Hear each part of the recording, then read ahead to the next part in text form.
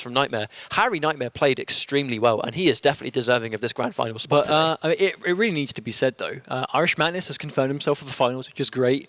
But now Harry Nightmare might be there, and Scar is going to be there.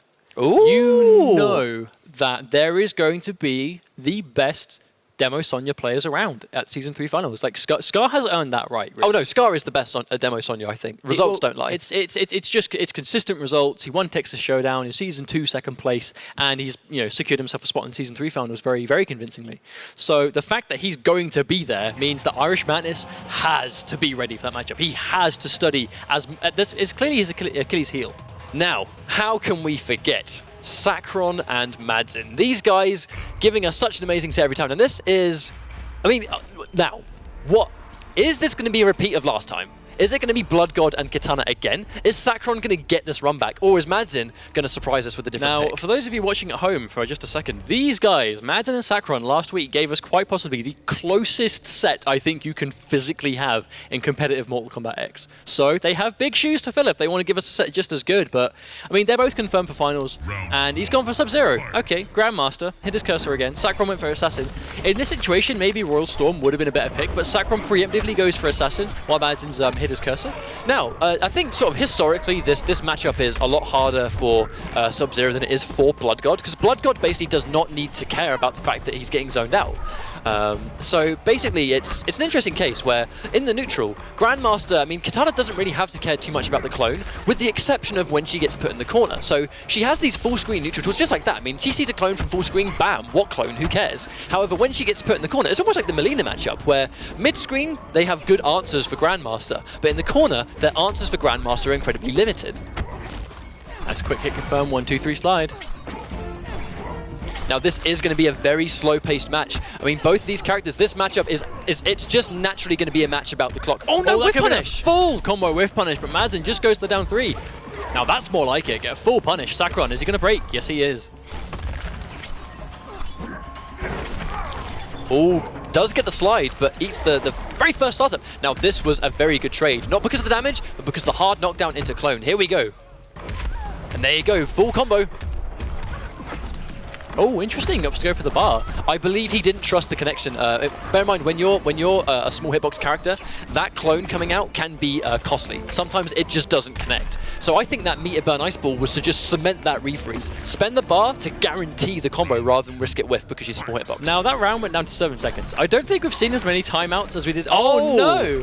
That must have been an error from Sakron, or just a moment of just a mistake. I don't think you can parry the ice ball, can you? I don't think so. I don't think her parry applies to projectiles. I think it might be just Kotal Khan and now Kenshi. Kenshi was given the option to do that too. So either just a straight up mistake or an input error. Regardless, Sakron is down on life, but has the corner, has full screen behind him and gets a clean jump in. That was nicely spaced from Sakron. Max range jump in one. Oh, I like that buffering of the fan and then not biting. Maybe trying to bait a slide. Nice down 4 from Madzin to stop Sakron from going in. I like the patience there from Madzin. I mean, like, even though Sakron went for the float, there was nothing he was going to do to stop that. Oh, full combo punish. Here we go. Now that's just Sakron, like, basically desperately showing, I need to get out of this corner. I need to get out of this corner right now, because if he doesn't, he's in a situation, manages to cleanly get out. Good stuff. Nice read on the interactable. Madzin again use it just to keep Sakron in the corner himself. And a wonderful slide just to finish things off. 1-0 to Now, Madzin. one thing I really like about watching Sakron and Madzin play is their stage awareness. I mean, they are always ready for using the right interactable at the right time. I mean, let's not forget, yeah, if you're a competitive Mortal Kombat player, you've got to learn the stages. You've got to learn what interactables can help you. But these guys, when they play week after week after week, a lot of these game-changing decisions come from them using the exact interactable right when they need to. And it's not something you see every game. You're not passing it up. You have to be ready for those interactables. Now, this is a lot more reminiscent of previous weeks where when Sakron loses, he goes, right, screw this matchup. I'm going to go for one of my other characters. But, I mean, it's... Like you said before, that matchup isn't particularly bad for Kitana. I think it was just, maybe it's a comfort thing now. Because Sakron, like his main character is Kung Jin. It's definitely his bread and butter. He goes to other things for other matchups, sure, but Madzin does that too. And Madzin would still call his main Sub-Zero. And Sakron, I'm sure, is much the same, just with Kung Jin instead. Well, look, with the amount of... there we go, right there, punishing the clone on block. Madzin's going to remember that immediately. We're either going to see more meter burn clones or strings by themselves to try and bait a button press. But Sakron's going to want him to know that. Sakron's not going to want him to go into clones on block every time, because if he does, I mean, obviously if he gets the punish, it's great, but Sakron wants to know he's conditioned Madzin to stop doing it. And he's going straight in for the forward 4 clone, a relatively safer option in comparison to the back 1-2, or the 1-2-3. There's the knockdown into clone. Here we go. This is that Grandmaster play. Oh, wow. Nice conversion. I love being ready for the meter burn because the thing is, it's a really smart choice. You're not necessarily going to be ready for the 2 because if there's no clone there, I think conventionally, what's he going to get off it? But if you're ready to confirm meter burn shatter, you're still going to get a full combo. No clone required. Sakron back to the corner again. This is where Madzin wants him to be. Oh, whiffs the jumping punch, and Sakron, no! So unfortunate for him that it whiffs completely. Now, normally that whiff doesn't really work out too bad for Kung Jin, but in that situation specifically, oh, Madzin pressing a button anyway, going for the meter burn clone, but still pressing a button, still getting tagged. Oh, meterless slide, Madzin with the disrespect. Oh, good trade. Confirms the dive kick, fighting his way out the corner too. Oh. That must have been a wrong button from Sakron. There's no way he would have wanted to do that. And he finds himself in a really bad situation. No hit confirm. Is Madzin going to try and finish this in style? He could have ended it. He could have ended it. Down 4? Yeah, slide. I mean, I don't really know what Sakron's going to do to stop that. I mean, down 1 would have probably traded. Slide's really quick as well. Madzin, this is a relentless Madzin. That's what he's being right now. He is completely relentless. He just wants to go in, enforce his game, get the opponent to the corner as fast as possible, and unfortunately Sakron just doesn't have the answer for it right now. But sometimes when you see Sub-Zero players play Grandmaster, you conventionally see a very kind of defensive style of play, and they'll kind of work you into the corner, you know, by maybe they're going to back off and you kind of move into that screen space, or they kind of play on the clone and that one freeze will get a combo that corner carries. When Madzin plays Sub-Zero, he will bully you into the corner. If you're playing against his Sub-Zero, he's kind of refined the style of, if I'm Sub-Zero, I am putting you in the corner. I don't care if you know that. Like, it's a very aggressive style of play. But for a matchup like this, and a game like MKX, it's very, very effective. Sakron has opted to stick with Shaolin once again. Now, we haven't seen him go to Bujitsu in quite a while, but I think he might just be... I mean, I would assume that Sakron's just getting a feel for stuff he knows he's using at season finals. I'd be very surprised to not see him primarily use Shaolin at finals, so I think he's just getting ready as much as physically possible with Shaolin. Good block there from Madzin, and there you go, nice reversal. Was that going to be a refreeze? It is indeed. Getting the shatter in the corner is still going to lead to a full combo.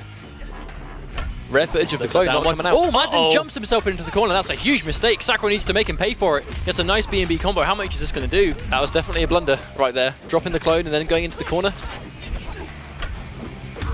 Oh no, you should know better than to anti-cross up Sub-Zero. Match point Sub-Zero. Madzin.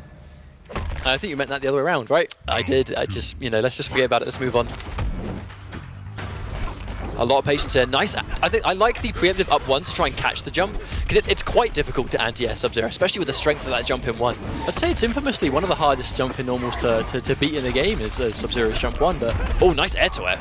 I mean, Kung Jin does have amazing anti-air options, and I don't really blame Sakron for trying to go to them. It's just in these clutch situations, you have to weigh out the options. Oh, and he tried again. I mean, that's it, like, you have to weigh out your options. If I get hit by this, I'm probably still going to have a life lead, but I'm cornered. If it hits him, I'm further cementing my life lead on him. Oh, full punish? Well, to be fair, it's Shaolin without meter. It's not necessarily going to be a full combo punish. Does drop the kick though. Okay. Nice read from Sakron. Back 1. He read Madzin's full screen wake up slide and just like that, preemptively just poked him out of it. Takes himself around. That's definitely I see you. I see you. Okay. And again, Madzin didn't learn. He's going to show Sakron he will not be conditioned. Uh-oh. Oh, the stagger of the standing 1. Maybe that was just trying to enforce some kind of plus frame. Oh, delay wake up makes the string whiff. Oh my god, lots of jumping. But Sakron's being, there's the punish. Sakron's being patient this time. He's not going to try. Gets a nice preemptive jump back 1. Sakron's he's definitely playing a lot better in this game, for sure. Oh, he's cornered as well. And he just used his bar. He hasn't got a breaker. This could be a full death sequence if he doesn't get out. Now, I think Sakron just as aware as we were to not commit to the rest of that string.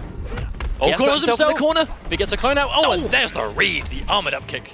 That was a weird match. Madzin was in full control, and then Sakron just became hard to hit. Just really well played. Yeah, for sure. Really well played there from Sakron. And then getting good reads. It was good read after good read. A lot of tags of just instant jump 1s, instant jump back 1s, dive kicks, the whole shebang. All of it.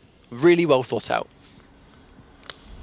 Okay, so he is going to stick with Sub-Zero by the looks of things. Or is he not? Madzin does this to us every week, doesn't he? I mean, he knows he can win this matchup. It's just... I don't think he necessarily played badly. It was just Sakron was right. Sakron just played a lot better than he had been the games before. I think these guys they give us good sets because they just both they just get it. You know what I mean? They just understand how to play MKX. Yeah, I was just about, before you said it, I was about to say, like, these guys know how to play Mortal Kombat. They click with the game, and that's why they can play so many characters that fit their style as well. Like, they play the game like butter, very smooth. They know the right options for almost every situation. That's a full. Not necessarily. I think Madzin, you know, in that situation, you would see someone like Foxy go for a wake up back 1-2 roll, but Madzin always seems to opt to go for a low poke, just to try and enforce some kind of plus frame. I don't think he's. Can we talk about that up one though for a sec? That was really good. That was beautiful. That was really, really well placed. Goes to the trip guard. Madzin manages to block in time, but takes a little bit of chip. Oh, tries to go for the punish, but down. Oh, Sakron ready with a down one. Catch it on the whiff. And there's another clone punish. That's the matchup right there. I mean, let's not forget, the staff doesn't have a hurt box. It cannot be frozen if it goes to the clone. And Sakron bringing this back very convincingly. Wow, that was a very fast round. Sakron has Madzin in the corner. Madzin a lot of meter to work with, but Sakron, if he just plays patient. And oh, instant jump one just to catch the instant. That was an instant NJP to try and catch the instant jump one. Read after read. Oh, no, Madzin!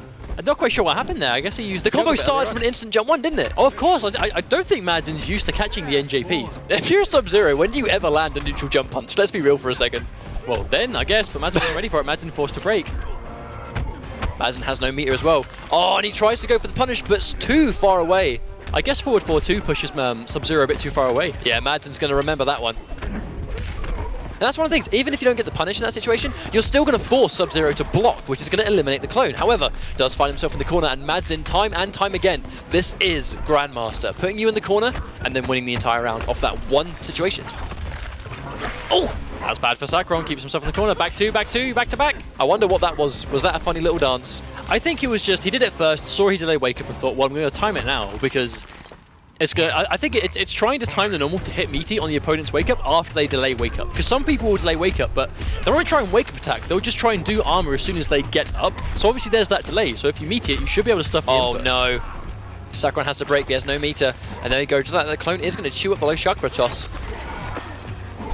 At this point, Madzin's not even using the clone to occupy space. He's just using it to try and get in the way of the Chakram. So if he throws an Ice Ball, he's trying to catch Sakron at the same time. Oh, there you go, run in, nice, 1-1 Ice Ball. Now this entire sequence could be it, because that's going to go into the corner. Sakron has no bars of meter. Meter burn clone just to go in and get the overhead right there. Oh, and there you go, that's it. Game over. Madzin's going to move on. Sakron's going to get a really respectable placing once again, but unfortunately is once again going to fall to Madzin. So Madzin, you could definitely say that Madzin has Sakron's number. I mean, it's not easy. Sakron never makes it easy for him. We skip fatalities. I'm not happy about that. Well, I mean, we heard some kind of mist. Was it Brotherhood of Shadow? We're gonna have to guess what faction kill it was. How about that? Oh, I don't know. I mean, it would have been the Portal one. I think. Regardless, 3-1, I believe that set was by the end. 3-1, yeah. And now the thing is, that's it. Sakron doesn't make it easy for Madzin, but Madzin does always win the set. It's almost like Tekken Master. Yeah, the Tekken Master situation where Madzin and Tekken Master have amazing sets, and then just like that, historically, Madzin and Tekken Master have been giving us some crazy games. They have, especially through the MKX Cup. But I believe we'll see them all in DreamHack at the XL Cup Finals. Very excited for that. But I mean, Sakron and Madzin always giving us a good set. And if these guys clash at the Season 3 Finals, I expect nothing less than a really good set once again. I mean, it's going to be really good. Now, I think one thing that might be quite unfortunate for Sakron here is Madzin has shown that his Sub-Zero is, well, A, incredible, but B, quite a problem for Sakron, because that's the second time in top 8 we've seen Sakron lose to Madzin Sub-Zero. And yes, he did lose to Madzin's Kotal Khan, but that set, the set last week wasn't right. Madzin's clearly better than Sakron in this matchup, because that was Kitana, Kotal Khan, literally like less than 1% in it. That set had no clear winner. It had a winner, but it didn't have a dominant, this player is better than this player in this matchup, because that, if you run it back, could have gone either way. But unfortunately for Sakron, the Sub-Zero pick does a lot better against him. So again, much like Irish Madness and the Demolition Sonya, I would like to see Sakron prepare himself a bit more for Grandmaster going into the finals. If there's a matchup that he clearly has a little bit more trouble with, then it's, I mean, just like that. I actually really like that stuff that Madzin goes for, because so you're so used to waiting, and then when the clone's active, Sub-Zero will go in for the 1-2 into Shatter for the full combo, right? So when the clone disappears, you're almost inclined to think, hey, 1-2, there's no clone. I'm not going to eat a full combo. I can stand up because the full combo is now going to come from the overhead. So right as the clone disappears, you go, right, no clone, I'm going to stand up. And then he goes 1-2 into Shatter, which is still going to get him a full combo into the same situation. It's really, really well played. I don't really think you see that very often. So that does